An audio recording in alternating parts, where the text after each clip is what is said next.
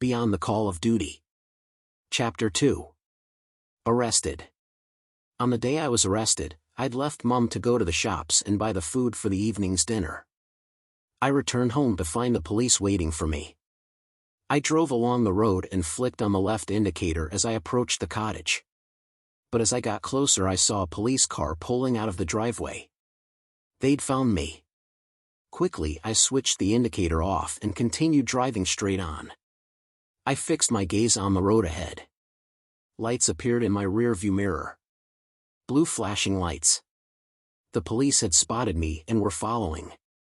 I drove unsteadily for about a mile, then pulled over. "Can I help you, officers?" I said, winding down the window. "What's your name?" one of them asked. "Matthew Taylor." "You know why we're here, don't you?" "Yes, I know," I said, nodding my head. "Well, get out the car then, you're coming with us," and the conversation went dead. They put the cuffs on and I was driven to Kirkwall Police Station, where I stayed for the next 3 days. I had nothing further to say to them, and they had nothing further to say to me.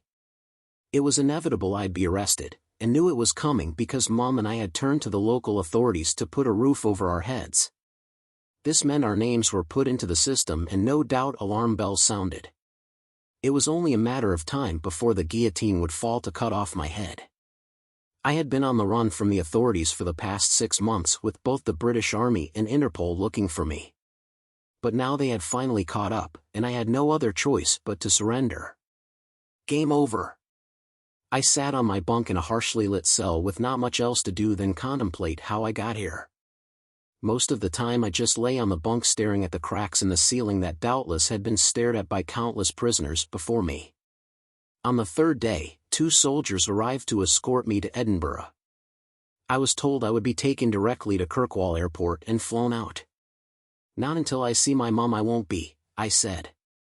One of the soldiers went out to fetch the police chief. He entered the interview room, pulled a chair up to the desk and tapped his pen on the table. "Now listen up, son. We're all on a tight schedule and you need to be on that plane out of here at 5 o'clock. I nodded in agreement, showing my concern as he continued. "If you don't leave right now, you'll miss the flight and create a whole new headache, which none of us want. You understand why this is so important," he said before standing up to lead me out of the room. "Yes, completely. But I just need to see my mum first." "Oh, for God's sake, do what you're fucking told," he screamed, stopping in his tracks. "Yes, of course, just as soon as I see my mum." He turned and slammed both fists down on the desk, started to say something, but then turned and left the room. I was allowed to see my mum. When we arrived at Mum's place, she was her old cordial self. "Would you like a cup of tea, lads?" she asked the soldiers. "Yeah, why not? Yes, please." "It's not as if we have to be anywhere in a hurry anymore," one said. I made a cup of tea for everyone, while Mum shared out the biscuits. Mum and I knew what trouble I was in, and I could only hope my punishment would be lenient.